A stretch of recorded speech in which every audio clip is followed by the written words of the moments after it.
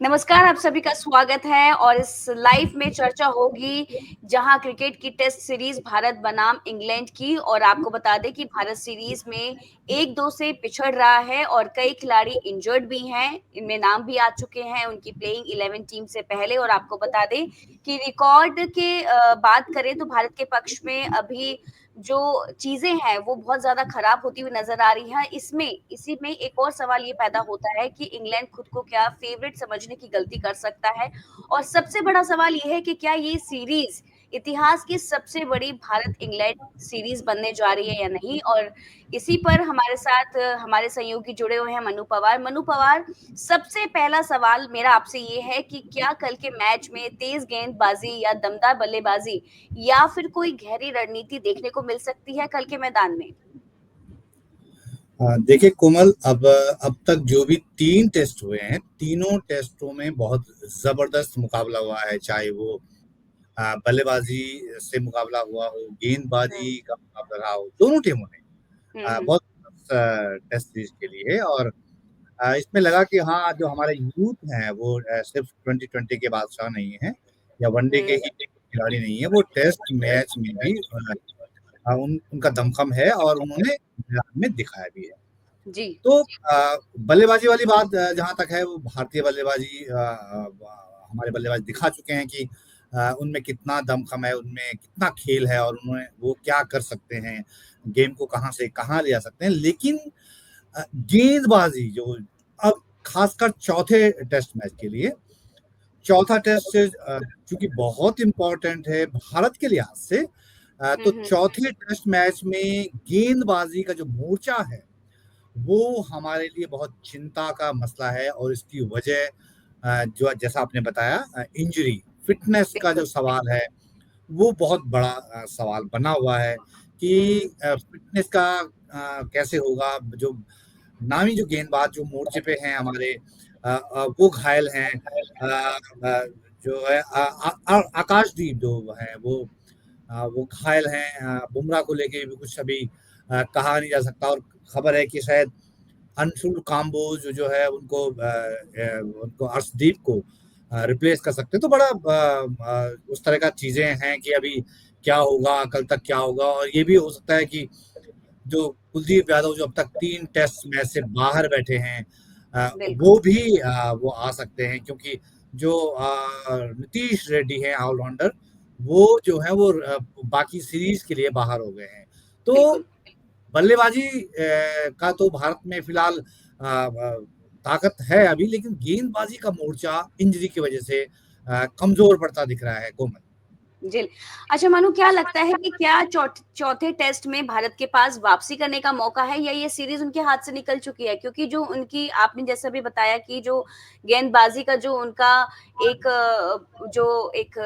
Aura है वो थोड़ा-सा कम होता हुआ नज़र आ रहा है, कमज़ोर होता हुआ दिख रहा है। तो क्या ये हम ये मान सकते हैं कि ये सीरीज उनके हाथ से निकल चुकी है, भारत के हाथ से? नहीं, देखिए, अभी चूंकि खेल तो मैदान में होना है और मैदान से ही नतीजे निकलेगा। कि मैदान में क्या कुछ होता है वो वहीं पे डिपेंड करेगा। क्या पता जो हमारे जो रिप्लेसमेंट जो आ रहे हैं, जो खिलाड़ी हैं उनकी जगह, हो सकता है वो कुछ करिश्मा कर दें, क्योंकि बहुत दिन से बाहर बैठे हैं। हो सकता है कुछ कमाल कर दें, हो सकता है हमारी बल्लेबाजी कुछ ऐसा कर दे कि इंग्लैंड को दबाव में ले आए। तो हुँ, अभी इतनी जल्दी कहना तो मुश्किल है, क्योंकि क्रिकेट जो है वो मैदान पे ही खेला जाएगा, नतीजे मैदान से ही निकलेंगे। वरना बिल्कुल। ऐसा होता तो बाहर बैठ के कोच गंभीर साहब वहीं से नतीजा निकाल लेते। लेकिन हाँ, चूंकि गेंदबाजी का मोर्चा हमारा कमजोर हुआ है, आकाशदीप और नीतीश रेड्डी भी जो है चोटिल है, और तो एकदम हुँ, नए खिलाड़ी को ऐसे क्रूशल टेस्ट मैच में आना और कुछ कमाल कर जाना थोड़ा सा चैलेंजिंग तो होता है। लेकिन हुँ, ये मौका अगर वो उनको मिलता है और ये उस अपॉर्चुनिटी को ग्रैब करते हैं, तो कुल मिला के उनके लिए उनके उनके पास अच्छा अवसर होगा कि अपने को साबित करने का और ये बताने का कि अब तक आपने जो हमें बाहर बिठाए रखा वो आपका गलत डिसीजन था और हम ये कर सकते हैं। अगर ऐसा कुछ होता है, जो रिप्लेसमेंट आते हैं, अगर वो ऐसा कुछ कर जाते हैं, तो मुझे लगता है कि बहुत इंटरेस्टिंग रह सकता है। कोमल। बिल्कुल। अच्छा मनु, क्या लगता है कि इंजरी से जूझ रही भारतीय टीम क्या इंग्लैंड की आक्रामकता का सामना कर पाएगी या नहीं कर पाएगी? इस पे क्या विचार हैं आपके? हाँ, वही जो मैं आपको पहले ही बता रहा था कि इंजरी जो है, वो एक बहुत बड़ा सवाल है। जब हुँ, आप इस तरह के उससे इस निर्णायक टेस्ट मैच में मुकाबला करने उतरने जा रहे हों हुँ, और आपके जो आपका जो मोर्चा है गेंदबाजी का खासकर, क्योंकि आपको 20 विकेटें दोनों पारियों में लेनी होती हैं, तो 20 विकेट लायक गेंदबाज आपके पास हैं जो ले सकें, वो बड़ा चैलेंजिंग है। और मेन गेंदबाज आपके घायल पड़े हैं, उनको चोटिल हैं, तो वो बड़ा अब मुझे लगता है कि जो है मैनेजमेंट भी जो है फिटनेस को लेके बड़ा चिंतित है। टीम मैनेजमेंट खासकर आकाशदीप और नीतीश रेड्डी की जो जो चोटें लगी हैं उनको लेके बहुत खुश नहीं है, और ये भी सोच रहा है कि जो दौरे से पहले फिटनेस आकलन के लिए जो है एक प्रोटोकॉल बनना चाहिए, उसकी शायद योजना पे काम हो रहा है। नीतीश रेड्डी को जो है बाएं घुटने में चोट लगी है, अब वो घर लौट रहे हैं, तो बिल्कुल। उनका आगे का जो टेस्ट मैच है उनको उसमें खेलना उनका मुश्किल है। जो मैनचेस्टर से पहले जो आउटडोर ट्रेनिंग हो रही थी उसमें जो आकाशदीप हैं तेज गेंदबाज, उनकी फिटनेस जो है वो बड़ी चैलेंजिंग बनी है, क्योंकि वो सोमवार को मतलब कल जो है वो नेट्स पे बॉलिंग नहीं कर रहे थे, तो इससे अंदाजा लगता है कि उनकी वो खेल नहीं पाएंगे, वो बॉल चूंकि वो बॉल नहीं कर पाए थे, तो वो उनका खेलना जो है चैलेंजिंग है, और उनके खेलने में दिक्कत है। तो इसी तरह का ऋषभ पंत, हालांकि लॉर्ड्स में उनकी उंगली पे चोट लगी थी, और नेट्स में हालांकि वो ट्रेनिंग कर रहे हैं, लेकिन वो तेज जैसे रिपोर्ट देख रहा हूं मैं कि तेज कैच पकड़ते समय वो दर्द फील कर रहे हैं। तो हुँ, हुँ, इस तरह चैलेंज मतलब गेंदबाजी में तो है ही, बल्लेबाजी में भी अगर ऋषभ पंत वाला मामला है वो थोड़ा सीरियस होता है तो वो थोड़ा दिक्कत हो सकती है, जैसी खबरें छपी हैं। लेकिन कुलदीप यादव शायद मैनचेस्टर में खेलें, क्योंकि गेंदबाजी का हमारा जो जो जो जो संतुलन था वो गड़बड़ा गया है, तो कुलदीप यादव बिल्कुल, पॉसिबली जो है वो खेलते हुए दिखेंगे। कोमल। बिल्कुल। वही मनु, ओल्ड टैरिफ का जो ट्रैक रिकॉर्ड है वो भारत के पक्ष में नहीं दिखा है, नहीं दिख रहा है। तो क्या इससे टीम पर मानसिक दबाव बनता हुआ नज़र आएगा? हालांकि जो पिछले टेस्ट तीनों टेस्ट हुए हैं उसमें भी ऐसी बातें आई थी कि हम लोगों का बहुत अच्छा रिकॉर्ड नहीं रहा है। लॉर्ड से हुँ, पहले हेडिंगले में शायद हेडिंगले में की करेक्ट। ऐसी हुँ, बातें हो रही हुँ, थी। हुँ। लेकिन वहां पे भी हमने अच्छा खेला है, तो दूसरा टेस्ट हमने जीता ही जो है। तो हेडिंगले में जहाँ कई सालों से हम लोग जीत नहीं रहे थे, वहां पे हमने टेस्ट जीता है, और सीरीज को बराबरी पे ले आए हैं, और ऐसी बराबरी पे ले आए हैं कि जो मेजबान है, जो हमारा होस्ट है, उनके कान खड़े हो गए हैं कि ये तो बड़ा चैलेंजिंग मुकाबला हो गया है।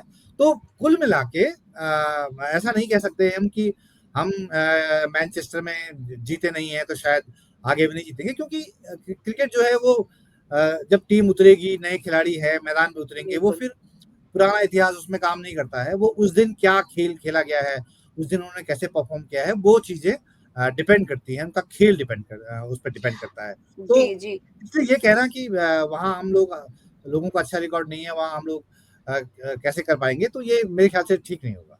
बिल्कुल। कोमल। मनु, अभी जैसे भारत की जो टीम की जो सिचुएशन है, जो बहुत सारे जो प्लेयर्स हैं वो इंजर्ड हैं और इंग्लैंड जो भारत की जो सिचुएशन को है वो कम आंक रहा है। तो क्या ये एक भारत की भी रणनीति हो सकती है, ऐसा कुछ दिखाना, या जो चीज़ें अभी चल रही हैं मीडिया में या जो सामने आ रही है खबरों में? नहीं, देखिए इंजरी वाला मामला तो छिपा नहीं है, मतलब इसमें तो ऐसा नहीं है कि कोई स्ट्रेटजी हो कि हम जो है इंजरी बता रहे हैं या कुछ ऐसा कर रहे हैं। ये कोई स्ट्रेटजी नहीं है। हाँ, इंजरी है, फिटनेस का मसला है, हमारे खिलाड़ी चोटिल हुए हैं, और नीतीश रेड्डी तो वो घर वापस आ रहे हैं, तो इश्यू है। ऐसा कोई वो नहीं है कि कोई स्ट्रेटजी हुँ, कुछ है। स्ट्रेटजी तो ये होगी कि गेम फील्ड में कैसा खेलना है, उसके बाहर जो स्ट्रेटजी बनती है वो इसीलिए बनती है कि फील्ड में क्योंकि सब कुछ फील्ड में डिसाइड होना है, तो इसके लिए मुझे लगता नहीं कि ऐसा कुछ कोई मनोवैज्ञानिक बिल्कुल। वो कर रहे हों। हाँ, ये जरूर है कि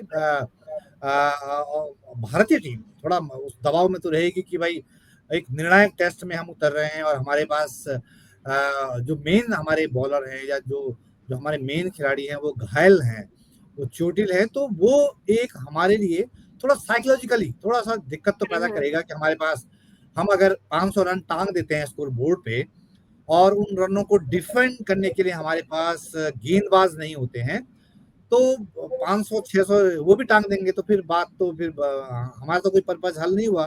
तो ये बड़ा हुँ, चैलेंजिंग है।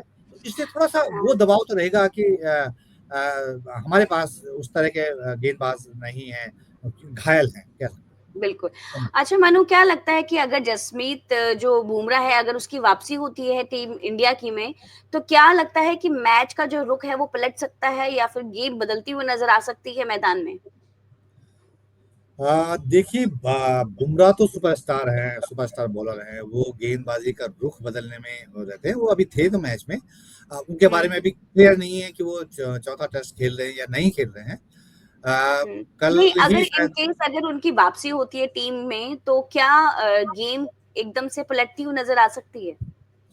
हाँ, देखिए वापसी वो तीसरे टेस्ट में थे, ऐसा नहीं कह रहा हूँ मैं कि वापसी वापसी तब होगी कि अभी ये है कि वो शायद खेलें या ना खेलें। अगर वो रहते हैं, तो बुमराह तो अपने आप में एक बड़ी ताकत है और बुमराह का रहना ही जो है विपक्षी खेमे में बड़ी चिंता पैदा करता है क्योंकि बुमराह जैसा गेंदबाज मैच का रुख किसी भी ओवर में और किसी भी सेशन में पलटने की क्षमता रखते हैं। तो इसलिए बुमराह तो बहुत बड़ी ताकत है अमल। हुँ, हुँ, हुँ। मनु क्या लगता है कि अगर हम विराट कोहली और रोहित शर्मा की अगर हम बात करें तो किसे इस समय टीम को लीड करने की ज़िम्मेदारी उठानी चाहिए? इस यहाँ पे मतलब इस टेस्ट मैच में मुझे लगता है कि अभी जो सारी जो हमारी ओपनिंग है और जो हमारा जो फर्स्ट पहले जो किसी दौर में फर्स्ट डाउन में राहुल द्रविड़ आया करते थे, सचिन तेंदुलकर थे, गांगुली थे, तो एक लंबा इस तरह का हमारे पास हर नंबर पे हमारे पास एक ताकतवर खिलाड़ी था। तो बिल्कुल। अब वो इस समय हम लोग मिस कर रहे हैं वो कि अभी हमारे पास उस तरह के क्रेडिबल वो नहीं है कि हाँ, इस नंबर पे ये खिलाड़ी हमारा धाकड़ है या हुँ, हुँ। जैसे एक हर दौर में हमारे पास हर नंबर पे अच्छे खिलाड़ी रहे हैं, हर अच्छे बैट्समैन रहे हैं। इस बार अभी चूँकि इस सारी नई टीम है और अभी अ, परखने के दौर से गुज़र रही है, वो परीक्षा के दौर से गुज़र रही है, तो अभी उनका भी इम्तिहान है कि कौन खिलाड़ी किस नंबर पे चल सकता है या किस नंबर के लिए फिट है। तो अभी हुँ, ये हुँ। कहना थोड़ा जल्दबाजी होगा क्योंकि हुँ, हुँ, हुँ। विराट कोहली और उसके रोहित शर्मा के बगैर ये शायद पहली सीरीज़ है, बड़ी सीरीज़ है जिसमें बिल्कुल, हाँ। इनकी परीक्षा हो रही है। तो इसलिए अभी देखा जा रहा है, आकलन किया जा रहा है कि कौन खिलाड़ी किस जगह पे सही बैठ सकता है। बिल्कुल। अगर मनु हम बात करें शुभमन गिल की और यशस्वी की तो दोनों बल्लेबाजों पर अब मैच विनर बनाने का या बनने का बहुत ज़्यादा दबाव बनता हुआ नज़र आएगा। देखिए मैच विनर तो फिर बात की बात है, अभी तो सबसे बड़ा चैलेंज तो जो हमने तीसरे टेस्ट में देखा विकेट पे टिके रहना। हुँ, हुँ। टेस्ट मैच इसी का टेस्ट लेता है कि आपके भीतर टिके रहने की कितनी क्षमता है और जो तीसरा टेस्ट हम लोग हारे वो टिके रहने की क्षमता ना होने की वजह से हारे वरना जैसा जिगर उन्होंने दिखाया हमारे पुछल्ले बल्लेबाजों ने दिखाया बुमराह ने दिखाया सिराज ने दिखाया और जडेजा ने दिखाया कि विकेट पे टिके रहोगे तो मैच भी पलट सकते हैं मैच पलटा जा सकता है 22 रन से हार गए नहीं बिल्कुल, आना हाँ। चाहिए था क्योंकि वहां तक ले गए थे मैच को आप हुँ, हुँ। लेकिन अगर ऊपर के बल्लेबाज विकेट पे टिके रहते तो टेस्ट मैच टिके रहने का ही गेम है बिल्कुल। आप एक तरफ से टिके रहेंगे तो दूसरे छोर से गेंदबाजी थकी रहेगी परेशान होती रहेगी उनको विकेट नहीं मिलेगा लेकिन वहीं दूसरी तरफ अगर पतझड़ लगा रहेगा विकेट आते जाते रहेंगे तो दूसरे जो प्रतिद्वंदी है उसका गेंदबाजी जो अटैक है वो आप पे हावी हो जाएगा क्योंकि वो विकेट ले रहा है तो उसको नई ताकत मिलती है हाँ एक तरफ से विकेट उखड़ेगा नहीं जैसे राहुल द्रविड़ टाइप का जो बल्लेबाज थे खूंटा गाड़ देते थे तो विपक्षी खेमा परेशान हो जाता था विपक्ष के जो हुँ, हुँ। गेंदबाज थे वो थक जाते थे उनके पास कोई तोड़ ही नहीं निकलता था कि इस बल्लेबाज को कैसे आउट करें तो जी। टेस्ट मैच इसकी परीक्षा लेता है कि इसका टेस्टिंग होती है कि आप विकेट पर कितना टिकते हैं तो मैच विनर वही है टिका रहेगा और लंबी पारी खेलेगा कोमल बिल्कुल। मनु अगर हम बात करें केएल राहुल की तो क्या लगता है उनके जैसे अनुभवी खिलाड़ियों की गैर मौजूदगी मिडल ऑर्डर को कमज़ोर कर रही है इस मैच में? देखिए मैं जैसे मैं बताया अभी आपको बताया कि ऑर्डर का मामला अभी गड़बड़ है क्योंकि नई टीम है नया कॉम्बिनेशन है शायद पहली बार सब इस तरह के टेस्ट मैच में एक दूसरे के साथ खेल रहे होंगे तो अभी वो बनती हुई स्थिति है कि अभी जो है किस डाउन पे कौन-सा बल्लेबाज फिट बैठेगा।